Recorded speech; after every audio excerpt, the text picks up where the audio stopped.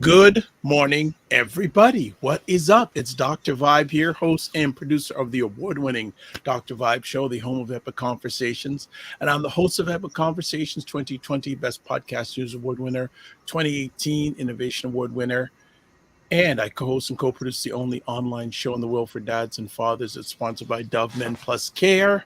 And in 2022 and 2021, reached out directly and indirectly to over 100,000 dads and fathers around the world. And man, the year is coming to an end. But good morning, Ryan Knight. Yeah, good day, Dr. Vibe. And for those that don't know who Ryan Knight is, one of the co-founders. Now, who doesn't? Yeah, I'm still working on the other billions of people that don't know. I'm one of the co-founders of the Afro-Caribbean Business Network. You love stick your check out, eh? You love stick your chest out, eh? Entrepreneurs of African and Caribbean heritage, really to figure out what stage their business is in, and then help them create a strategy to grow their companies exponentially. I'm also an entrepreneur myself. I do run a company called Detailing Nights. So we provide mobile waterless car cleaning. So we go to people's houses or your office, clean your car on the spot without water, but not so much of it happening today as the weather has started to. Yes, let's do our Monday ritual before, and there's a number of things we got to catch before we bring up our friend David Archer. So before we go any further, let's do our Monday thing, we like to call it. So this episode of the Morning Vibe is sponsored by the Macmillan Group, providing mortgage solutions, one client at a time since 1999, buying, refinancing, or investing. Call them in Canada, 905-813-4354, US 904-586-5636. Also, we like to show the full regalia, as we say it. There's a U.S., Canada numbers, toll-free North American number website, the McMillanGroupInc.com, and email address raycmcmillan@gmail.com. Way, okay. So, snow. Yes, it started with some dusting a couple days ago. There were some sprinkles of snow, but yeah. And then some wet rain, like, what do they call that, sleet last night. Yeah, it's interesting. I'm just doing some multi-purposing here that I as I was getting my almond butter and toasted bread, so I went and opened up the front door and I saw like flakes of snow Yes. on the grass and on the front, and then on neighboring rooftops. I went, ay. So it begins. Yes. It's coming. Well, apparently, we live close to a city, Buffalo, which always gets hit by snow. Like they get whammed by snow. Yeah. And just south of Buffalo, they're getting a fair, like they're getting it at a foot of snow today. Oh, yuck. Oh, my gosh. So what is going on in your world? I haven't seen you online for a week because you couldn't make it on Friday. Friday was epic conversation. So good. We were talking it was so good because you weren't here. No, the conversation was good. Did you see some of the replay? No, actually not yet. I gotta go check it. Okay. Well, we had 3 gentlemen on, one from Canada, one from England, and one from the US, talking about Black men and erotic racism. Oh boy. It was deep. Yes. It was deep. And so one of the panelists was Tamari. We had him on a little while back. Tamari Katosa. Yes. And he had a gentleman who's a pastor in England, and also a gentleman and I get a little uncomfortable. I don't know. He has a speaking challenge, disability. I don't like using the word disability. What's the Right. proper word to use? And this gentleman was incredible. He's actually won a Grammy Award for spoken word. Solid. Oh wow. Yeah. And he has a organization called Crip Hop Nation. Okay. So it was really good. Yeah, it was a great conversation. Like we had to cut it at an hour and 35 minutes. Right. Yes. One of those short conversations. I know a lot of people say, why don't you do everything short? Well, how can you talk about a subject like that in half an hour? Right. Yeah. And it's like, and just end. Yeah. A lot of times you need space to breathe. Yeah. Well, So that was good. What's been going on in your world? well, speaking of you going out to get almond butter, so we were able to see each other at Vegan Delights, having a Yes. meal. So fully, are they just fully vegan Yep. options? Yep. So shout out to Lisa that Was runs proud that. of you, Ryan. Proud of you. Yes.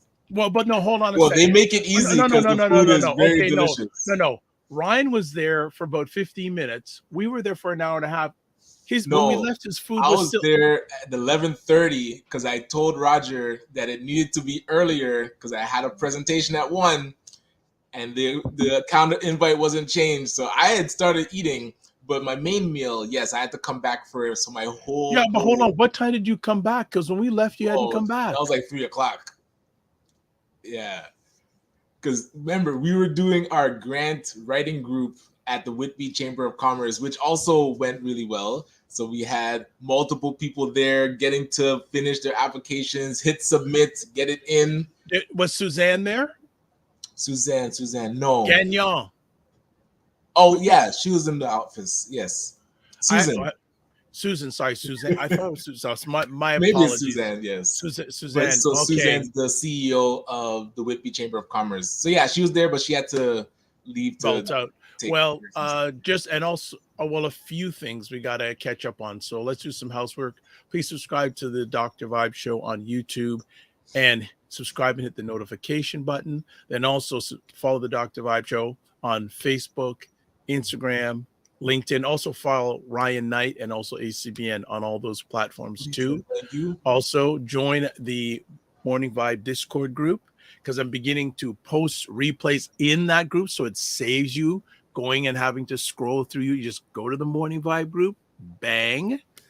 Yes. Do that, and also more things coming up. Actually, if you remember the Morning Vibe Discord group, Manifa Brooks, who was on a week ago today, who was dropping knowledge about data privacy, or if you're in England, privacy, she provided some basic tips for solopreneurs, small business individuals when it comes to cybersecurity.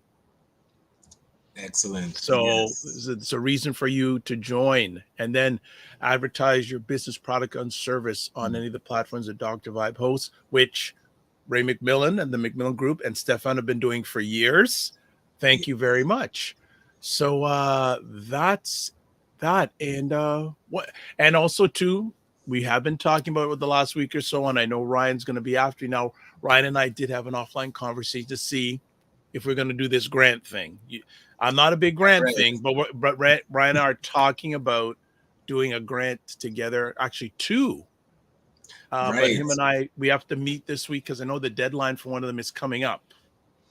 So the Desjardins one, the $20,000 grant, Good Spark grant, that one is due December 3rd.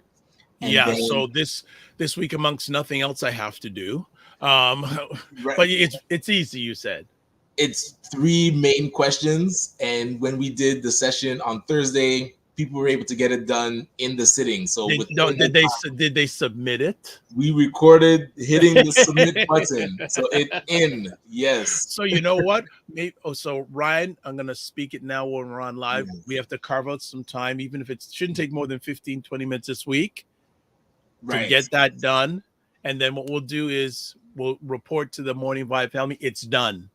Yeah. It's done. And I started the draft for it, so it's gonna be okay. Thank you. Fine tuning it. Much appreciated. Much appreciated that. So that is happening. Also, want to have a little bit of a sad note. There is a lady who's passed away named Toa Beer. She was known as an Oh, event. whoa! Isn't she young? Yeah, an event producer, travel TVOs. I had not had a lot of interaction with her. The last time I had interaction with her was maybe about 2 or 3 years ago when the Black Ball, what's it called? I don't go Oh, to the it. Diamond Ball or a different Diamond one? Ball. They were Oh, having okay. their launch event downtown, and she was organizing. And that was the last time I had any sort of conversation. But she died suddenly or passed suddenly in the last 24 hours. Oh, wow. Yeah, I feel like we've been messaging on LinkedIn just in recent weeks. yeah, Like, yeah. that's I found out. I found out that yeah, I just saw start seeing posts last night. Joan Pierre put a post, and a lot of people putting up posts saying Jonathan Shaw. Yeah, people in Toronto may know these people better than like our global audience, but yeah, passed away, transitioned. oh man, that's rough. Yeah, Uh, absolutely. So rest in power, Toa yeah, and our Beer, heart was with her family and and her their family, family. condolences to her Mm. family. So let's say hello to some of our family. Ched C is in the house. Dr. Tachi's in the house. Dr. Tachi's here, and I'm also meeting with her later with somebody. So she's in the house. Dr. Tachi, oh, I got to say thing too. She says, snow. Yeah, well, you're in Fort Lauderdale. So what do you, don't even come to us with this snow and question mark. And also says, Friday conversation was stellar. Yes. Also, Dr. Tachi. So on Saturday night, prime time Saturdays with yeah, so many things go on in my alleged mind. Aisha and Lala, Dr. Tachi jumped in, and Dr. Alicia Watkins jumped in. Okay, solid, solid. And so usually when we do our pre-production, we had about 5 topics. We only hit 3, and I said 3 was more than enough. It was 2 hours, and there were 3 topics. We talked about AI, the impact of AI, especially Right. with what's gone on with OpenAI and Microsoft over the last few weeks. Yeah, they fired Sam Altman, Yeah, but and he's then back. Microsoft hired him. Hired, but So, no, he is back because here's this is we haven't done one of our open things in a while, but the employees at OpenAI said, look, if you don't bring Sam back, we're quitting. wow, that these people. And there's a lot, and the funny thing is the good and bad. The great stuff is that we're booked basically for the rest of the year. But next time we have an open, we have to talk. And it was nice. And I'm gonna tell people, go to the Dr. Vibe Show YouTube, watch the replay of that conversation, especially Dr. Tachi and Dr. Alicia Watkins are professors. So they talked about the impact of AI from an educational lens. Yes, yes. It was amazing. And there is something potentially big coming from Saturday night's conversation that I'm working back channel wise with Dr. Alicia. So there something potentially could be happening before the end of the year that would be unfortunately that doesn't usually happen in Canada, but that's a whole other conversation. Wherever it needs to happen, Wherever it happens, it happens. So Dr. Tachi says, oh, Ryan is also now the Grant King. Oh, he has always been the Grant I don't King. need a cape and crown for that. Yes. And from Ottawa, Leslie McEwen, always a pleasure and great to have you here today, Leslie. Again, this conversation is definitely in your wheelhouse. Fitness IQ Cam says, morning, everyone. Yes, and Fitness IQ Cam, man, I must be your accountant. She always sending me pictures of her newest creations. And that's another thing, too. Energy Shack Juice Bar has moved officially. Right. Now it's in 1970 elsewhere. I'm planning to get there either today or tomorrow because I want to buy some granola. I need another supply of my gluten-free rye bread. I also need to get some almond butter. And I'm planning to go and do another 3-day detox in the next 2 weeks. Excellent. Keep pushing. I love it. What about you? Kimmy, keep pushing. What about you? Why? It's a new year, so you can do your detox, but I'm letting our Christmas festivities and all that end, and then I'm going to do another detox. But for now, yes. But we will be testing out the Vegan Delights whole bowl lunches for the week. So going to be going out there, getting a 5-day supply so that'll become my new lunch instead of Popeyes and McDonald's and Burger King. Oh, So we'll make that shift. So oh, so FitNet's IQ Cam, otherwise known as KSEYL says Dr. Vibes Angels. It's not, I don't know if I'm an A. Yeah, okay. She says LOL, and then she says, "Oh, I have to show you my newest meal." LOL. Okay, see, yeah, she made gluten-free pancakes on the weekend. Okay. And also keep pushing, Ryan. Keep pushing. Come on. Right. Yes. Yeah. So this is so a lot of things going on. It's just like a lot of.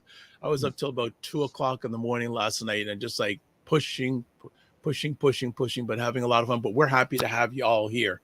So let's get to our friend. He is here. What is this you're putting up from Saturday? You all had the black ladies all in one place. What place? Oh, they were at Buchan. Oh, on Friday night it was at Sugarcane Restaurant again. Okay. There was a get together. There were some people I hadn't seen in a long time, like Sean Morissette I hadn't seen in a long time. Right. Oh, there was a pile of Ian Andre Espinay. Hadn't seen him in a long time. Okay. All right. Let's get him on, because this food, my gosh. Well, so maybe I guess there's something called food trauma. Is there something like that called that, David? Food trauma. Do you know if there's? I mean, James Earl. No, sorry. I mean, David. Is there something called food trauma? No. Well, that's probably if someone's like making some Jamaican food and not putting the right amount of seasoning in it. I think that would be my food trauma, because or not washing the chicken before they cook it. You understand? The debate still rages on, and the internet is. Oh my goodness! Well, welcome, David. How are we doing this morning? I'm blessed and doing my best. Absolutely. Yeah. And how are things been going on in your world? Things are good.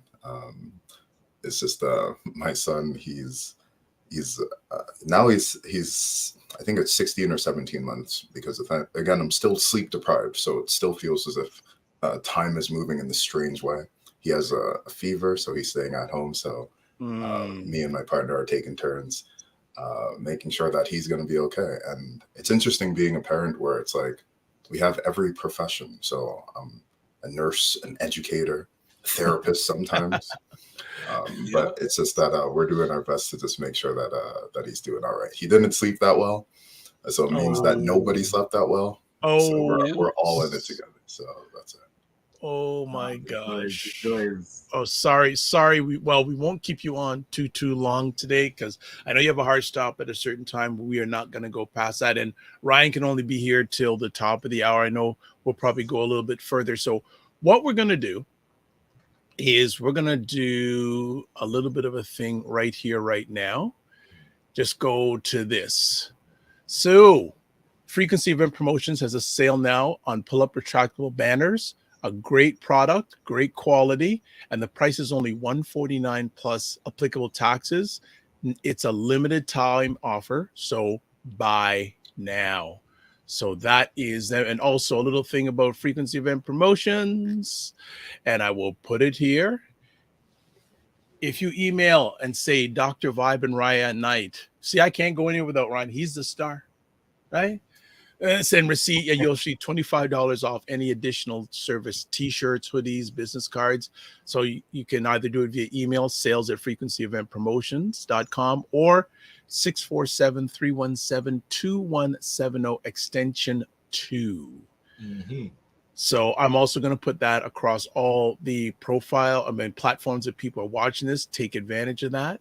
So just want to make sure that people are doing their thing. So what a boring topic today.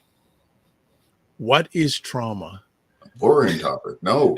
Yes, I think I'm going to get up and leave. I thought I was going to get up and leave. I want your audience to be excited to hear me talk. Okay. Well, David, can kick it off, and we'll Let's just do fill it. in, and also our audience will join in as we go along the journey. So go for it. Fantastic. So again, I think that this is a topic that is actually very exciting for me. I think the reason why is because it's something that we don't necessarily speak about, but it's something that to varying degrees everybody goes through. And as a psychotherapist, my job is to help to make things that are unconscious a little bit more conscious for people. And I take great pleasure in not only being able to explain that there are some things that we need to pay attention to, but also helping people to heal from these things as well. Um, my greatest inspiration is my clients. I've seen some people who believed that they would never be able to recover. And because they have been able to recover, I feel that it's part of my purpose now, is just to make it so that other people know that they can heal, and that their lives are not just defined by the suffering that has happened to them.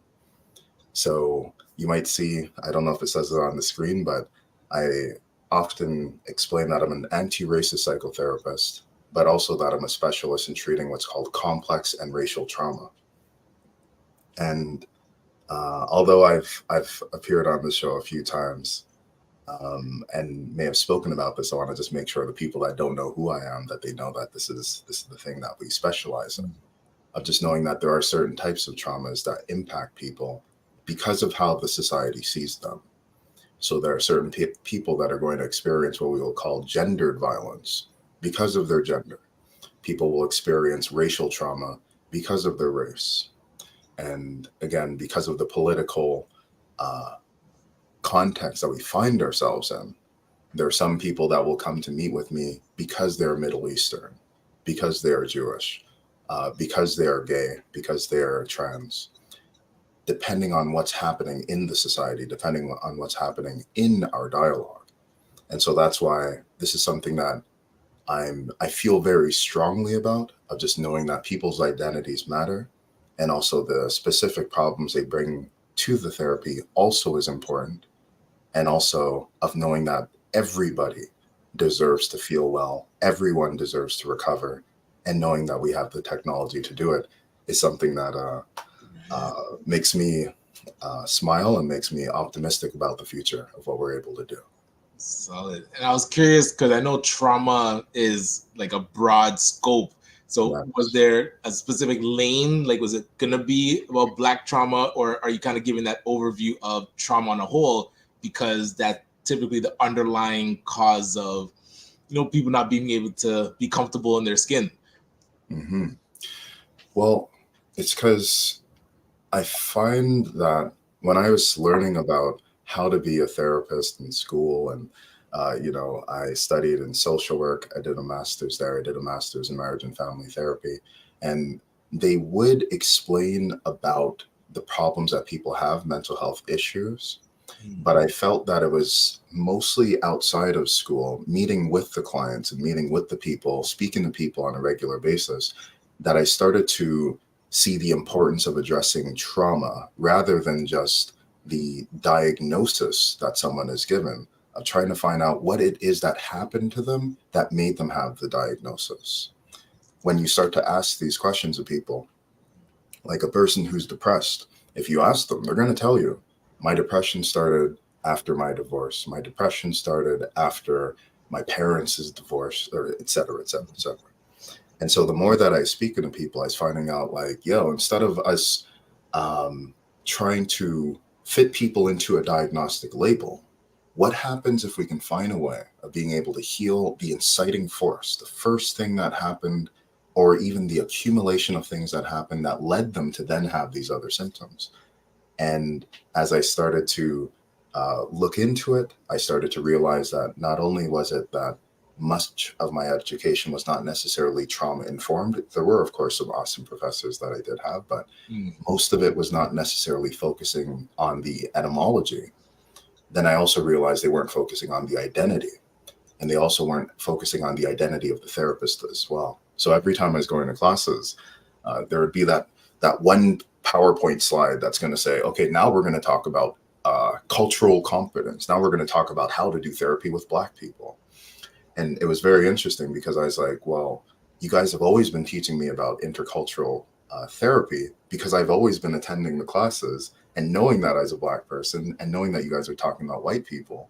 So then they'd get this slide where I'd be like, oh, this is how I work with myself. Like it was just very interesting where the Eurocentric perspective clouds us from not being able to understand that the people who are learning these things may not be European descent, and the people that we need to work with may not be this as well. So I realized that not only is it that I had to expand from that one slide of cultural competence, and instead thinking differently about it, I needed to think about how to make our therapy responsive instead of being culturally competent. It's about cultural responsiveness. It's not about just trying to learn about Black people.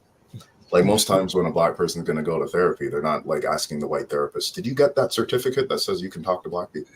Like it doesn't happen. Exactly. Right. We just want to have a therapist who's going to have a good heart. We just want to have David, a therapist who's going to. Dave, I need to jump in here. Yes, so fine. what is David Archer's definition of trauma?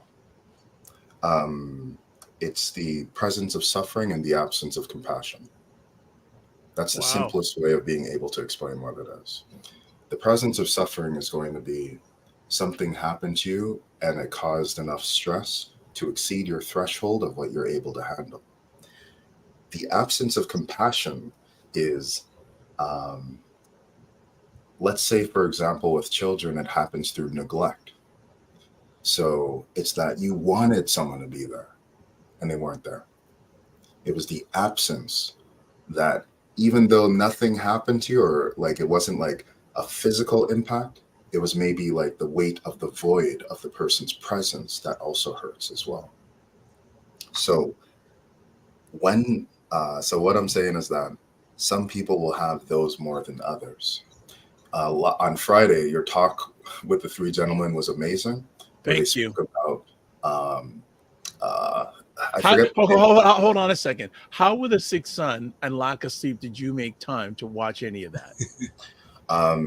I'm a person who has a strong sense of spirituality, and so I pray. I pray. This is what gets me through his fever nights. I pray. All the resources that I teach my clients, I use for myself. So with the strength of the ancestors, I'm able to do these things. And also, you told me to watch it, and I'm a man of my word. Dr. Vibe, I'm a man of my word. I suggested you watch it. I don't tell people. I suggest. I'm a man of integrity. Okay. Thank you for the compliment and taking the time. Appreciate it. And I'm glad that you enjoyed the conversation. Yes. It's because especially he spoke about triple consciousness. He's talking about W.B. Du Bois's idea of double consciousness, which is when, as a Black man, we need to know about our Blackness. And then we live in an environment of white supremacy / insecurity. And then we have to know about white people as well. And I think we and Ryan, we spoke about this maybe a few months back, is that because as Black people, we are oppressed by a society that says whiteness is more important than Blackness. We know white people better than white people know themselves. Mm-hmm. It's like we have to know how they interact and how they'll respond to certain types of things. You know what I mean? So that's like the double consciousness of like, we know Black culture, we code switch sometimes to get into white culture, so then we're not harmed by social structures. But then the gentleman was talking about the triple consciousness, where if you're disabled or if you have a disability, it's that you also need to think of how able-bodied people are going to be thinking about things. Mm-hmm. Or he was more talking about how the Black community invisibilizes Black people with disabilities in a similar way how Black people are invisibilized by a white society that privileges whiteness. So no, I'm telling you, yeah, you know what? I bet you wish you were in that conversation. Yo, you gotta let me know. You gotta let me know, man. You gotta let me know what's going on. Because so that's why I'm working on an introduction between yourself and Tamari and those other gentlemen. But there's my mind, alleged mind is always thinking. So there's something I have. We're gonna talk about offline in regards to that, because there's something potentially very powerful that could come from that. But fantastic. I interject, sorry. And just on Instagram Live, Triple Threat System, good morning. And your new business venture, I don't know what it is. And also Scotian with the Potion. You're on Instagram, but why don't you just come over to YouTube, both of you? It's all right, no problem. Sorry to interject, David. Continue on. No problem. So again, just to continue that, we need to understand that trauma is also subjective as well as it's being an objective thing. So the capital letter T traumas that we're going to think about, these are things that generally across cultures, we're going to agree that these are traumatic things. So like surviving a car accident, you know, um, sexual violence, things that like are clearly traumatic that everyone's going to be like, yo, that's some messed up stuff, or yo, that's pretty intense what happened. But I find that what is often overlooked is what we call the small letter T traumas. These are the things that many people don't even consider as being traumatic, but the individual that I'll speak to will say, well, that time I got lost in a mall, or that time when I was bullied, that time when that person touched my hair and I didn't want them to touch my hair. Like, these are things that not every culture and not every group is going to universally recognize, but it's what the person's nervous system recognizes as being a life threat, or what the person's nervous system recognizes as being abandoned. And the interesting thing is, when we have this accumulation of traumatic experiences, we learn lessons about what our lives, the worth of our lives, and also the function of ourselves in our society and all these things. When we have enough of these racial microaggressions, we start to then think, well, this is what it means for me to be a Black person. But I also need to speak, because it's not just about trauma, it's also about recovery, is that when we heal from the impact of the lessons that have been installed because of the suffering, then we get to be able to determine what it means for us to be a Black man, what it means for us to be a strong Black woman, what it means for us to be a person who's worthy and also has their inherent dignity and respect just acknowledged from day one. So it's really to say that it's not just, I don't want to just talk about trauma, because we can't, that's only talking about one side of the coin, is that we also need to speak about the fact that all people can heal and recover from these things. And I do have to just mention as well that it's not enough for us to just tell people, just go to therapy. If you go to therapy, everything's going to be fine. It's not enough. We also need to think about the importance of developing our own psychotherapies that are for Black people and by Black people. And that's the reason why I've developed my own. And that's the reason why I'm working hard at being able to make connections with people that are across states and boundaries. I'm going to say less because things are one, but really just to say that we need to think about how do we make it so that there's more access to therapies that will benefit us, the people, like, so that we're not just looking for that one PowerPoint slide in a presentation and praying that a white institution is going to say that our trauma matters. We need to take it into our own hands, and we need to develop our own theories. And the good thing is that we have a lot of strong ancestors' shoulders that we're able to use as support. And I'm not the first anti-racist psychotherapist, and I'm betting that I'm not going to be the last. There's a lot of interest in this. Another key thing, there's so much to say. Another thing is that I'm flying to the University of Michigan in January next month. Oh, the month after, sorry, my sleep deprivation. And I'm going to be giving a presentation for the Martin Luther King Symposium. Congratulations. And, yeah. And again, this is because we as Black people, we need to know that we have knowledge. The theories that I'm all saying, the double consciousness and all that stuff, all of us know this. It's just that we didn't use the scientific terms. Like, you know, many of my theories came up because I was in the kitchen talking to my mother and my brother, and we're just talking about what it's like to be a Black Jamaican second generation, you know? So just know, like, that's why I want to do this, not to just talk about me being exceptional. I'm just a representation of the awesomeness that's within everyone else as well. Okay, Ryan, yes. I know you don't have a lot of time. Oh, for real? No. You're gonna stay with me past Ryan. Yes. But Ryan, and if you don't have any questions, Dr. Tachi has a question if you want. Or yeah, go right ahead. Okay, so Dr. Tachi asks, how does one heal from trauma effectively? Mm-hmm. It's a good question. I think that so going back to what I was talking about is that what happens with trauma is that the nervous system is making a response. So we have this thing called the hypothalamic pituitary adrenal axis. It's not the only part of our body, but it's an important part of the nervous system that mediates the response or the release of cortisol. So cortisol is the stress response hormone. Let me just say it in straight English because I know that it said Dr. Tachi, so I wanted to make sure that I was going to speak the same language. So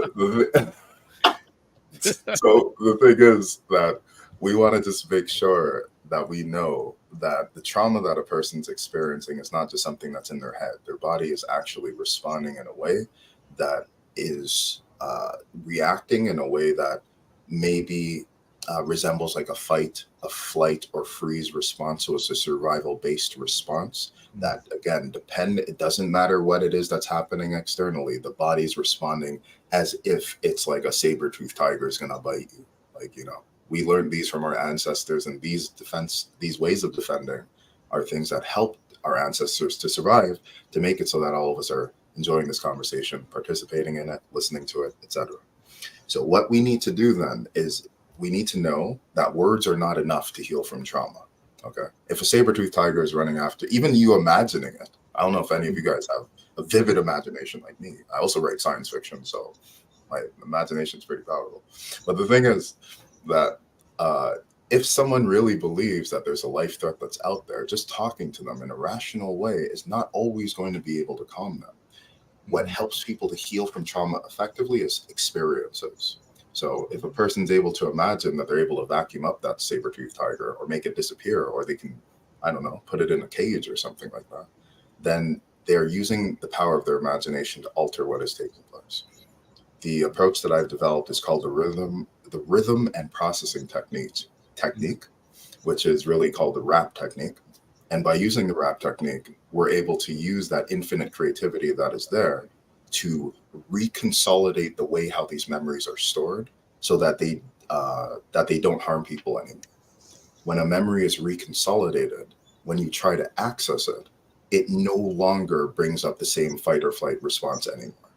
When you try to access it, knowing that you're calm in the present, and then knowing that the trauma has been appropriately put back in the file cabinet of where it needs to be, when you try to bring it up to awareness, it no longer leads to the same negative belief. It no longer leads to the same physiological reaction. And ultimately, it gets dealt with once and for all. And this is what I do. And this is what other people are able to do. And that's why I train therapists to do this and provide consultations for them. Because would you say that that's like it's disconnecting that connection of the event to the emotions that were triggered? Like that, exactly. Like you're putting it somewhere else that it doesn't have that same connection. Like, I'm curious how that works. That sounds. Sure. I know so this is why I said Dr. Vibe. It's exciting. It's exciting to talk about. There's so much for me to speak about. So look, let me just quickly say it because I know you don't got a lot of time. But Ryan doesn't. We got a while, but okay. just be yourself. Do your thing, brother. Yes. Do your thing. Yes. So there's a process called memory reconsolidation. It's really just to say that when we access a memory from the past, so let's say that it was traumatic, what typically is going to happen is that if you access this memory, you're going to feel as if it's front and center, even if it happened a decade ago. You're going to feel stressed. You'll remember the shirt that the person was wearing, what time it was when it happened, all that stuff. But if I ask you, what did you eat for supper like 3 weeks ago on Tuesday? You're probably going to be like, I don't even know what this person's even talking about. I don't even remember that. It's like, it'll be a blur unless it was something that was very delicious. Or unless it was, like, as I told you, Jamaican food that's not properly spiced. Then it'll probably come up in your mind. You'll remember that, that thing was terrible. But what we're trying to do is we are trying to make it so that the traumatic memories in the past are stored away like other long-term memories that are not really relevant for our survival or not really relevant in any way, shape, or form. And the way how we do this is by changing what the mind expects when it accesses the memory and providing something that I call overturning information. So in my therapies, just even last week, there's a client that I was meeting with. They were accessing a trauma. They were also very spiritual, believer in the Bible. And in our sessions, we were able to bring up that faith, the love that they have for their spirituality. And when they expect that they're going to feel the stress from the trauma, we focus in on the awesome feeling. And then we access the trauma, we focus in on the awesome thing. Access the trauma, focus in on the awesome thing. What that does is it destabilizes the way how the memory is stored. And with enough repetitions, we challenge the emotional learning that's underlying the trauma. And then the trauma gets updated with the information of knowing that in the present, I'm feeling good. I'm listening to my spiritual hymn or my psalm. I'm feeling all right. So maybe that thing in the past wasn't so bad. Accessing the spiritual hymn, I'm feeling pretty good about myself. So wait, maybe this is something that I did survive. And then the brain starts to update it. And then it starts to say, okay, well, this thing is not as relevant anymore, knowing that I'm here, knowing that I'm alive, knowing that I'm blessed and doing my best. And then it gets logged away, and then it's harder to access the memory. It becomes appropriately stored the way how it's meant to be. This is how we effectively deal with traumatic experiences. And what I'm suggesting is this is the way to appropriately deal with other mental health stresses as well. When we come from a trauma-informed lens, when we come from a racial trauma-informed lens, then we're able to change the world forever. Gotcha. You know, David, just listening to you there, one of the many things I love about you is that, first of all, you're passionate about this. Thank you. Not only in yourself, but through yourself. But you, for me at least, you make it very understandable. Cool. Like, thank you. That's really a compliment. It's a good compliment. You know, because I could see myself walking in Little Jamaica, and they say, "What this man do?" And you could explain it to them, they would get it. Yeah, man. Of course. Right? Of course. So that's how I feel. I don't know what the rest of the audience, but that's how I feel. Ryan, any more questions, comments? Because I've got a few, but again, your time is over. Go ahead. That one, yeah. So David, let me ask from a Black lens. Have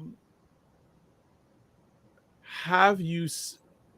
Well, okay, I think one question: the recognition of Black trauma has increased, especially obviously George Floyd. But hasn't it always been a facet of most Black people's lives in the world? Trauma. Well, so now I got to unpack this because there's so much. All right. There's so much to say on this. Is that just know that this is I'm going to segue, but I'll be right back. Okay, we're going to take a little U-turn. Let me take an exit, and then I'm going to come back on. But before, can I just interrupt for a second? Yes. So people are agreeing. Fitness IQ Graham says yes, agree, understandable, and she also says soothing. And thank you. Wayne Harris says David Archer is the man. Right back at you. Right back at you. All right. So I'll let you continue there. Go ahead. Right back at you. So, it's just to say that, unfortunately, what happens sometimes, and it's not everyone's fault. Sometimes what happens in Black History Month is, and I'm saying this because I bought a book for my son. My son is going to be the most woke child ever, because the thing is, there's all these books now. When I was younger, there weren't these books that showed Black people, actually. When I was younger, children's books, I didn't really see Black people represented in any way that was positive for when I was younger. But now there's like books that teach children about loving their hair. There's this great book called Ours, and it's just this book showing Black melanated children looking in the mirror, loving themselves. And so this is his favorite book because there's this little like reflective surface that's in it. So I'm reading the book to him and showing him his face and showing my face. Anyways, nice. The reason why I'm saying this is because sometimes what happens in Black History Month is we get into this ordinal classification, which is the realm of white supremacy / insecurity, and also is the realm of the Eurocentric model. It'll start to say, this is the first Black mathematician. This is the first Black astrophysicist. This is the first Black. And I'm like, yo, but this is weird because those pyramids, I don't know, they were building those pyramids out in the sun. Those people could not have been as white as the snow that's outside in Buffalo, as you guys are talking about. Like, those people had to have been, they at least had to have had a tan. And also it seems as if it's very complex and complicated to build a pyramid. So it makes me think, well, these had to have been people that knew about stuff and maybe mathematics and arithmetic. And it turns out that even some of like the theories, if you hear about like Plato, Aristotle, and Socrates, they didn't invent all of those out of nowhere. Some of these people studied in those Egyptian mystery schools. So this makes me think, and also Egypt is not the first place to have built those types of those types of structures and those philosophies. Again, it's just representative of the knowledge that was in Africa. Anyways. The reason why I'm saying all this is because we get hung up sometimes on the idea of saying the first Black. And if we start only from slavery, then it's going to seem as if our experience is just suffering. If we start only from the place of chattel slavery and say that this is the beginning of our existence, we're going to forget the fact that slavery has just been an interruption on a much more than several thousand-year history of who we actually are. So our history cannot only be suffering. As Black people, that's the challenge of talking about anti-racism, is that we can focus only on the trauma. We also need to focus on the fact that we're still here. If we're still here, despite all of those attempts that were systemic and intense, the violence, the laws that they carried us in these boats and all these things, it means that there's some awesomeness that also our ancestors gave us as well. They didn't just give us the stress response system to respond to saber-toothed tigers. They gave us the ability to still love ourselves, despite the fact that of everything that we've been through, and to still come up with these theories, to still come up with Ryan's with his entrepreneurship, Dr. Vibe with your entrepreneur mentality, helping all the people. We still here. Like, so I do want to say that, yes, trauma is a part of being a human, that there is going to be difficulties that we experience. But this ability to love ourselves is also an even greater important part of our humanity as well. Okay. Some other comments. Yes. Dr. Tachi says, your son has no choice but to be woke. There's no choice. There's no choice. He's going to be awoke, except he was asleep. He was able to get a nap. That's how he came down here, which is a miracle. All right. Fitness IQ Camp says, you have to check out Heezy. And then, I don't know who that is. And she says, listen, the pyramids are breathtaking. Yeah. And Dr. Tachi says, yes, that's why you teach Black folks about Imhotep. Yes. Imhotep. There we go. There we go. That's knowledge. The father of mathematics. Let Ryan, anytime you want to jump in, I have lots of conversation pieces. Hey, Jamil Cruz. Speaking about Buffalo, Jamil Cruz, a prolific content podcast creator from Buffalo. It's on Instagram Live. So you're getting snow today, Jamil. I hope you are prepared. So just here on it, doing a little bit of Instagram Live, main on other platforms, where myself and Ryan Knight are speaking with anti-racist psychotherapist Dave Archer about what is trauma on the Morning Vibe. And a Frequency Event Promotion says, thanks for breaking that piece down. I have another conversation piece. You have clients from all different backgrounds, cultural backgrounds, correct? Yes. Well, most of them. Okay. And I don't, of course, it depends, obviously, client privacy here. How is non-Black trauma different than Black trauma? Is there anything different? No, because race is made up. Race isn't real. It's not a real thing. It's just that the way how it impacts a person's personality is different. Let me explain it in this way. We have a social structure that's going to say that white people are more important than Black people. Okay. We have a social structure too that says that men are more important than women.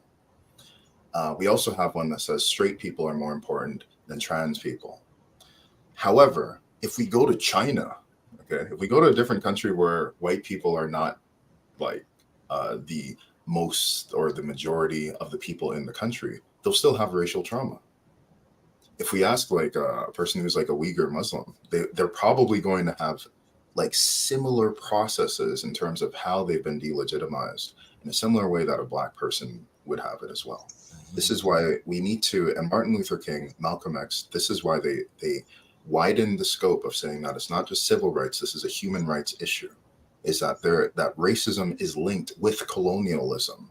We need to widen our perspective and know that the same enemy that's going to attack us based on racism is the same enemy that's going to attack others based on the goals of capitalism. These things are very similar. I say this because, of course, white people, and I need to explain as well, because there may be some people like, what? How could you possibly say this? And it's because I have an opinion, and everyone has an opinion. It's okay to have one. But it's really that white people also internalize their own racial trauma, but it doesn't look the same as Black people. So let me say it in this way, is that anorexia nervosa is something that affects more white people than Black people, generally because it seems as if it's the white body ideal. So the white woman, which is, again, affected by patriarchy, is affected differently in terms of they need to have a certain type of body structure that Black women don't necessarily always need to conform to. Let me say that in another way. Older white men are the most likely to commit suicide when they're older.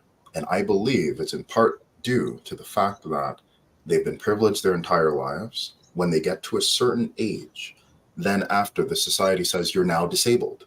And you spoke about how people become invisibilized when they're disabled. Yes. So then the society says, now as a white man, now you have a disability. Well, in this case, it is now like, it's okay if you're not here. It's okay if you're invisible. And so white men across the globe have higher rates of suicidality than older Black men, because the way how they are racialized, the way how they experience race and racism is different from a Black person. The reason why it's similar is because the way of being able to treat gendered violence and the effects of it are the same ways how you treat racial violence and the effects of it as well. So that's why the process that I use was meant to address how anti-Black racism is hurting us, who are the marginalized, as Frantz Fanon called the wretched of the earth, the colonized. Fanon, people need to read his stuff, family. You need to read that stuff. Yeah. Why was it? He's gonna go. Copies right here, man. Yes. Yes. So look, the thing is that I realized that in doing an approach that could help Indigenous people, in doing an approach that could help Black people, in doing an approach that is able to help the people who have been marginalized the worst, or that the society is seeing as being wretched, I then found a way of being able to help most of the women that I meet with and the non-binary clients that I meet with who've also been marginalized along that spectrum. And in doing it and in helping those people, I'm also able to help the white men, white people as well, that also feel as if they're not living up to the standard that's saying that they need to be perfect all the time, or saying that they're at the top of the ladder. But as I must have said a few other times, I've never met a white man who believed they were at the top of the ladder. Even though the society is built from them, they still will experience these stresses. Interesting. And even as rich as a white person can be, they still need a therapist. So that's the reason why we know the society that's built on making a hierarchy of saying one person's worth more than another is going to harm everybody. Because once you have comparison, you're creating a lack of self-esteem in one person. And once you have a society that says white supremacy, it's fearful of losing power, which is why white supremacy is white insecurity as well. All So right. I hope Go that's ahead. clear. Go ahead. But I was curious around, so now, is it helpful to get a person to understand that, let's say race is a construct, so it's not real, Yes. but it was still created, so we have to deal with living in this type of society. Yes. So is it more so understanding that that's fake, or understanding how to now live in that society? Okay, just before you answer that, David, I'm going to just stop it on Instagram Live. For those who are watching on replay, if you want to catch the full conversation, go over to YouTube, subscribe to the Dr. Vibe show, and you'll be able to see the whole thing. Don't just manage your time, manage your energy. Remember to give yourselves grace. God bless, peace, well, keep the faith. Peace. All right, David, go for it. Yeah, so Ryan, you said two different questions there. Could you please rephrase it? I just want to make sure that I understand. Yeah, so I was thinking, is it more helpful understanding that race is fake and a social construct, or is it more important understanding how to deal with it and live in it because it was great? Yeah, great. The best thing about being human is we can multitask. We can walk and chew bubble gum, and I think both of these things are true. I don't think that we need to, because again, the ordinal classification is to say who's first place. You know, back in the day for YouTube posts, you'd see people put first, You know, like the first comment would always be first. I'm the first person to post. Oh yeah. If it's important, it's like, who cares? Everyone's going to watch it anyways. But it's because we were raised in a society that oftentimes, like, depending on a person's performance, who's the fastest, who's the strongest, then it becomes more important. So to answer your question is that we need to know it's fake. The reason why is because in the talk that was on Friday, it was interesting to hear the gentleman speaking about racial trauma I believe he was from the UK, but his discussion of it was so similar to what we experience in Canada. So it's weird that he has a different accent than I do. He's like he's 5 hours, I think, ahead in the future. Yeah, you like that, the future. Yeah. So that's why I love having people from Yes. over things. At least there is a future. They're Yes, talking ahead that's of what us, he said. right? That's it. It was actually, yes, there you go. Yeah. So the thing is that even though, in this culture, some people may say that my English is not good enough because of my blackness.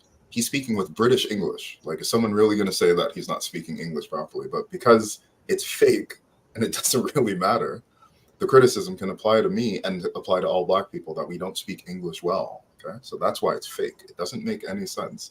And also it changes depending on the time.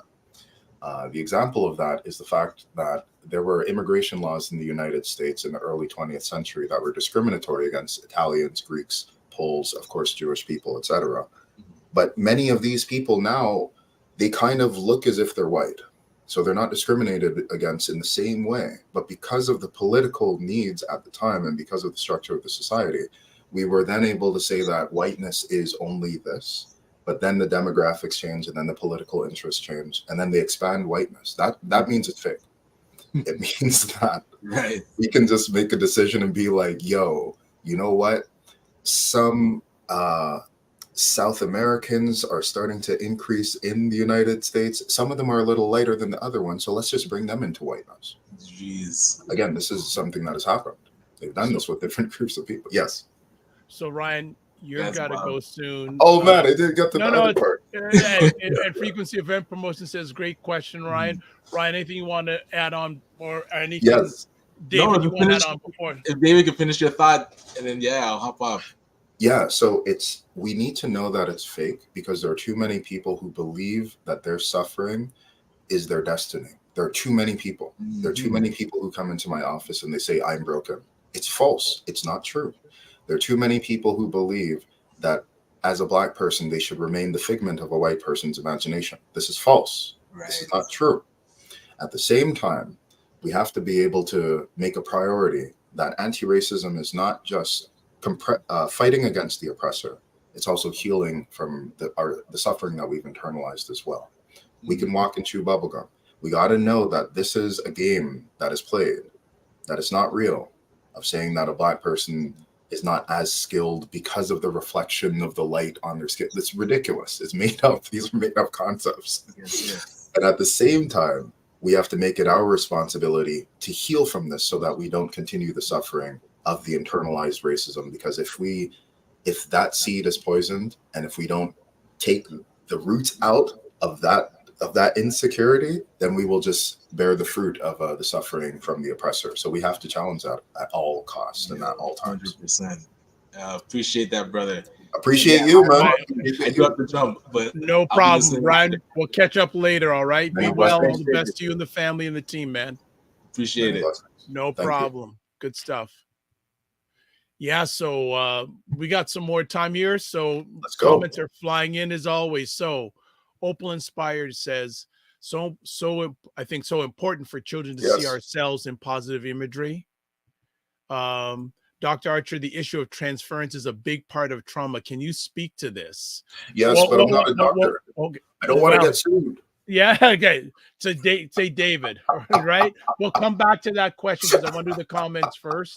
Frequency Event Promotion says Fitness IQ is speaking of trauma educator, author, entrepreneur Hezi, who echoes a lot of what David speaks. Cool. Re Egypt, Hezi would be a great future or immediate guest for the Morning Vibe. Well, nice. Get him to contact me or let's do the introductions for me. I'm not City Pulse. As I say in Toronto, I'm not everywhere. Yes. Yes, Dr. Tachi, I have the wretch earth of the earth as well. Wicked. Yes. Yes. I got an idea. We're gonna come up to. I got an alleged idea coming up right here. So let me just catch with the comments. Hey Hayden, what's going on? I'm going to need to watch and rewatch this show a few times to absorb all the amazing information. Thank you. Dr. Tachi here says, our agreement of its worth. Don't know where that comes up, but she has a question. You know what? I'm feeling so Morning Vibe Show fan. Do you think we should have Dr. Tachi and David on together on a Morning Vibe? I think it may be a good idea. So I agree that race is a social construct and therefore not real, but doesn't it become real because people agree that it is a real thing? Like with currency, its worth is our agreement it is. Or I think what you would say, our agreement of its worth. That's, I think, what you wanted to update what you were saying. Sure. Go ahead. So respond. there was another question about transference. You want me to do this one? Yeah, okay. Let's do the transfers first. And it's not Dr. Archer. Transference is a big part of trauma. Can you speak to this? So I can only understand it based on the comment that I saw, but I can only explain it based on how I understand what you're trying to say. Okay. So you may be meaning this, but you may not. And if not, clarify it in the comments. Yes, please. Thank you. Go ahead. So first we need to understand what transference is, and also what countertransference is. So I'm going to give some general ideas, and I'm not a psychodynamic therapist, so don't at me. Don't get mad at me because I'm different. Okay, I'm looking at these things from a different perspective. But generally speaking, transference is going to be, I'm the therapist, I meet a client. The client is going to have certain types of feelings and certain types of thoughts based on me because who knows, maybe my blackness, who knows, maybe my maleness. You know, I've had some clients that would come to meet with me, and they would come to meet with me because they're working through a conflict they have about Black men at some unconscious level, but they chose me specifically because they wanted to work through that with me. So that can sometimes go well, and that can sometimes go terribly, because then if you're not ready to talk to a Black man, then you may need to do some work before. Okay. So transference is going to mean that there's certain types of responses a person is going to have, certain types of thoughts that they will have because of the service provider. Countertransference, which is one of my favorite topics, is going to mean that because this person is different from me, or because they are triggering things within me, I'm also going to have a response to them. It's almost like the counterbalance to the transference or the opposite response. So I don't think that it should really be called counter. Again, don't get upset at me, but it's because I believe it's initiated by the therapist. It doesn't always depend on the client. I think that is something that comes up from the therapist.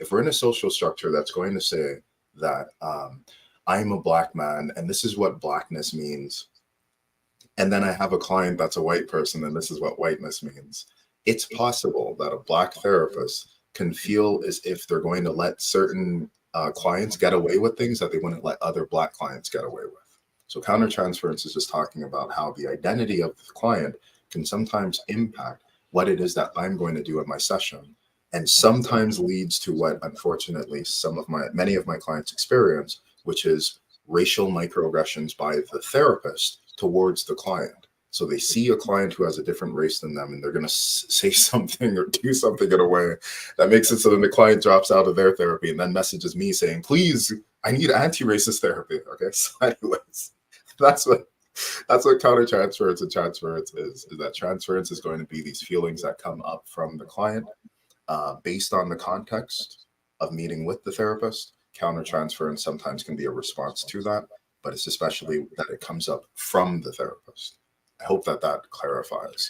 Well, Opal, I hope you're still watching. If there's anything, if it's clear to you, or if it isn't, please put in the comments. It says, it's a deep question, but we have good deep people here. So fantastic. Just want to share with people. Again, you are watching the Morning Vibe with myself. Ryan had to leave, and we're sharing with anti-racist psychotherapist David Archer about what is trauma and other topics on the Morning Vibe. Let's see, before we get, and Opal Inspire says, Great perspective. I am looking at the internalization of negative thought and how we unconsciously take it out on others. Yes, exactly. Exactly. Okay. Good stuff. All right. Now to Dr. Tachi. Back to Yes. her saying that, but I agree that race Yeah. is a social construct and therefore not real, but doesn't it become real because people agree that it is a real thing? Like True. like with currency, it's our agreement of its worth. Yeah. Well, okay, I'm going to use again, let me take the exit. Let me take the exit and then come back onto the freeway. Okay. So look,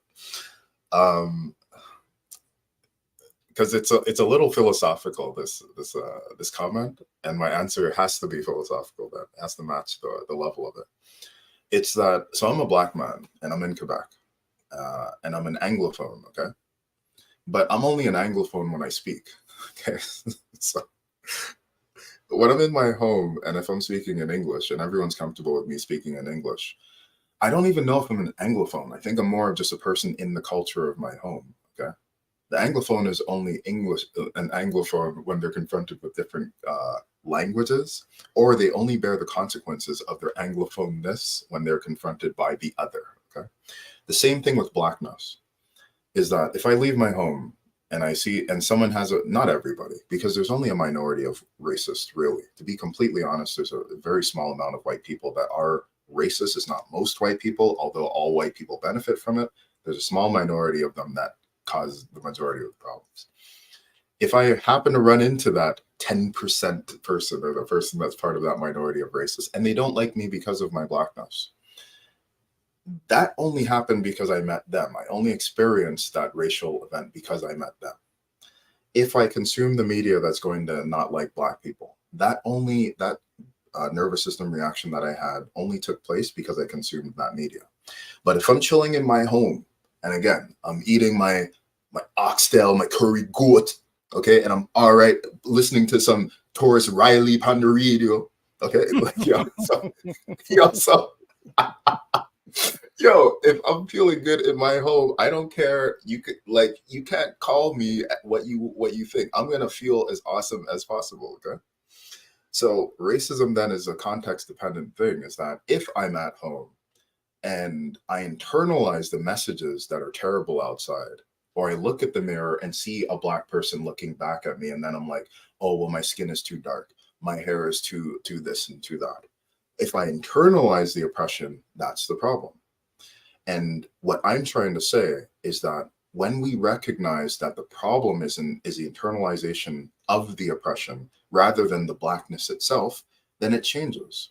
But again, I have clients that will meet with me that believe, because I had a client a few years back, they said that the reason why they were meeting with me was because they believed that black women are not, I think I might have spoken about this on the show, but I'll say it again. They believe that black women are not attractive. And so this is a belief that's in her mind, but she learned it from a social structure. I had to teach her that, wait a second, that belief is not your own. You can actually change your belief. And she changed her belief. And now, happy to report, she's in a loving relationship now. And this is something that changed because we targeted the trauma that was underlying the beliefs that she got because of these repetitive experiences with terrible people in the past. So what I'm trying to say is that race is real, okay, but not really. It's real because, of course, there's an overrepresentation of black people that are arrested in the United States because our communities are policed more. But it doesn't mean that because race is real that we're committing more crimes. It just means that they're policing us more. So they're going to find more crimes because they're not policing the same amount of suburban places. When they're going to say that black people do more drugs, they're forgetting there's an opioid crisis in the United States. And it's not just linked to just poor people. These are white people. This is why it's an opioid crisis and there's a big response, and et cetera, et cetera, et cetera.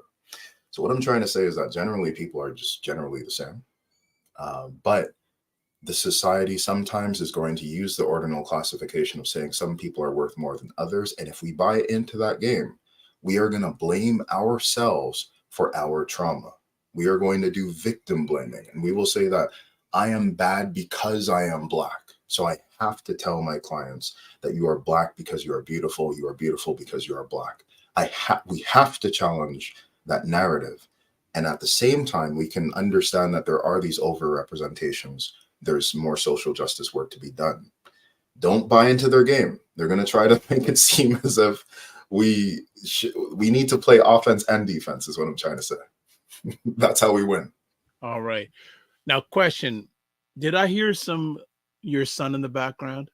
You could have. Yes, I heard a little. I'm going. Okay. So you know what? What we're gonna do? Let me just okay. He was saying his agreement. He was just yelling like, okay. Yeah. So frequency event promotion says, David, what you're speaking about is the transformation of the ocular lens. I'd love to connect with you. Returning project that brought 300 racialized young men together. I'll connect via Dr. Let's Vibe. do it. Let's do it. He also says, love the switch of tone, volume, and cadence. Big up. Thank you. Dr. Chachi says, great answer. Thank you so much. Oh, thank you. Thank you. And Hayton says, David, your obvious joy for your work you do is so very inspirational. Yes. So what we're going to do, because your son is not 100%, and I believe in family first, unless family, you have any more questions or comments, we're going to start winding it down from now. Because also David's a little sleep deprived, and even when he's sleep deprived, he's still bringing fire. So, any final comments do you have for our family today, sir? Well, so once again, I do want to say that so I'm the author of 4 books. The first book is Anti-Racist Psychotherapy: Confronting Systemic Racism and Healing Racial Trauma. This book will address that question about countertransference. I've spoken about it extensively in this book. The second book, I don't have it. Unfortunately, it's somewhere that's not here. But trust me, I'm not lying. I'm actually the author of a second book. The second book is called Black Meditation: 10 Practices for Self-Care, Mindfulness, and Self-Determination. It's a book that's designed to help Black people. If you need an audiobook, some people said they like my voice. Thank you. All credits due to the DNA of my parents, though. Mm-hmm. But if you want to hear meditations that are designed to help a person to improve their racial consciousness, Black Meditation is the book for you. The third book is Racial Trauma Recovery: Healing Our Past Using Rhythm and Processing. This is the integrative therapeutic framework that I developed because I felt there was a lack of an understanding of the importance of being able to assess for complex trauma with people who experience racial trauma. And so that means that Black people are not getting the therapy that they need. And it also means that there is a better way of being able to do this. And so in collaboration with partners that I have internationally, I've developed a combination of strategies that help to do the work that I explained at the beginning of this talk. And the fourth book is, Black Mountain: Fight for the Future. This is a science fiction novel that is a work of joy. Because again, I think that we can't just focus on the trauma. It's one side of the coin. We also have to focus on the infinite creativity that allowed us to still survive the MAFA, the transatlantic slavery, the chattel, the abuse, the systemic injustices, and the fact that we're still here. So all of these books are available on Amazon. You can also find them at Black bookstores. If they don't have them at the Black bookstore, please, I'll ask that you tell them, or I'll ask them to get them, not to order them. Well, yes. Actually, you know what? Just out of curiosity, do you have the available in the third Knowledge Bookstore? And yes, I think Knowledge Bookstore has it. A different book list I know has 2 of my books. Okay, a different book list. Okay, because got to make sure that all of them are there. Please. Just as we finish up our conversation, then, words of inspiration or suggestion to Blacks and those who love them when it comes to trauma. Yeah, so it's really to know that the trauma that we've experienced is an event. And it's an event that probably happens in one of the chapters that are earlier on in the book of the history of who you're meant to be. But we don't know how the book ends, and there's no way of being able to advance the pages. What we need to do is to understand that these events are not necessarily the defining characteristics of our history. These are things that happen to us there, but we are not them. We are not our suffering. The suffering is just something that has happened to us. I also want to explain that there is no enemy that is within you. So when I hear people that will say that they don't like themselves, or that there's a part of them that is causing like problems in their lives, sometimes that part of you that is stuck, not an enemy, not being bad, not a bad part of you, but is trying to process something a little differently. If we can heal that aspect of yourself, it can develop a different role in the rest of the story of your life. And this is what psychotherapy is designed to do. This is what rhythm and processing was created for. It was to help people to learn to love themselves, because all people deserve healing. All people deserve to know that that they are beautiful. And on a final note is that mental health should be a human right. The people who suffer the most typically are the people who can't afford psychotherapy. Yep. And because we're talking about the impact of society, I think society is the one that should bear the cost rather than the racial trauma survivor. Therefore, we need to also push to not only heal ourselves, but to make the government know that we need to find a way of making it so that mental health is covered, so that the people who need it most are the ones that are going to be able to receive it. Anti-racism is not just a mental exercise. This is a way of being able to upgrade the technology of our psychotherapy, and also the capabilities of our society to be more humane and to be more equitable, and ultimately to be more awesome, because we deserve it. Would you then say that it costs society more not to deal or not to provide the mental health supports or the therapy supports than to provide the supports? There we go. I Very just well thought said. about that. Very Thank well you. said. Thank you, Mr. Archer. I feel Thank like you. I just at the bottom of your tall ladder. No, we're flying, man. We're flying. All right. Well, We look, got wings, man. thank you. Appreciate it. Many As blessings. always, Many thank blessings. you for what you have done, are done, and will be doing. When do you go to Michigan? So I'm going to Michigan in January. It's going to be, I think, mid-January. And so, Okay, so this is the thing. So when we're speaking, you're going to continue the conversations in the new year. 100%. Let's go. But we're on again next month. I think it's around the 18th, I believe. Let me just double check. Yes, December 18th. But looking forward to that. So don't just manage your time, manage your energy. Remember to give yourself grace. And also, we're speaking the next time we're going to hear that your son is strong and rising. Yes, he is healing. His immune system is getting stronger by the moment. But anyways, many blessings. Peace to everyone. Peace and love. And yeah. Oh, and Jessica Carter says, thanks. Thank you, Jessica, for that. You. And we'll see you later. We're going to be chatting later as it Yeah, is. man. Be well. And Take also care. she says, we'll say Ashe. Ashe, man. Yeah, man. All right. Many blessings. Take care, Peace. everyone. All right. There we go, family. Woo! Epic conversation. We would have went a little bit longer, but you know what? Family, and I wanted to make sure that David's son gets better, and he gives the time. David gives time to his son. So there we go. There we go. All right. That's it for today. Any more? A few more converse. Opal inspired wonderful conversation. Thank you, David. Fitness IQ says amazing conversation. Thank you so much. All right. Before we shut it down for today, let me just do something here real quick. So a few things, as always, please subscribe to the Dr. Vibe Show. Yes, the Dr. Vibe Show on YouTube. Subscribe and hit the notification button. Also follow the Dr. Vibe Show on Facebook, LinkedIn, and Instagram. And also follow Ryan on all these platforms too. Join the Morning Vibe Discord group. Please email me at dr.vibe@thedrvibeshow.com. I'm going to actually, when I speak with David next, see if he can provide a reading list. A reading list for the Morning Vibe Discord followers. And maybe we'll switch it into a newsletter because I know a lot of people here would like to say, what does David read? What is he reading? All right. And then also To advertise your business, product, or service, please, on any of the platforms that I host, please email me dr.vibe at the drvibeshow.com.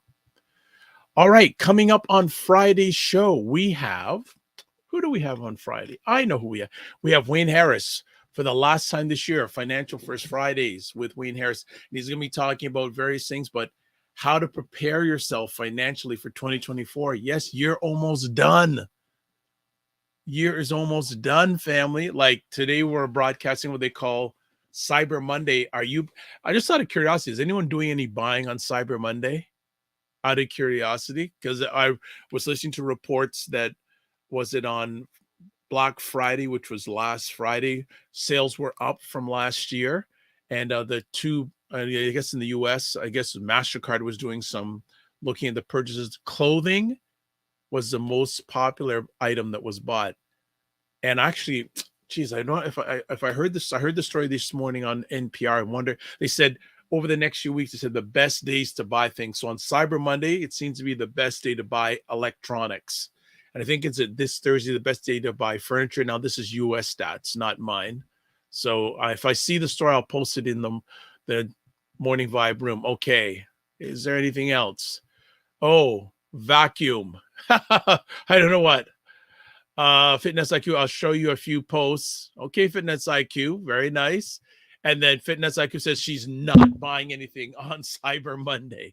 Okay, so you are emphatic about that. All right. What did you just put in here? I just saw something here.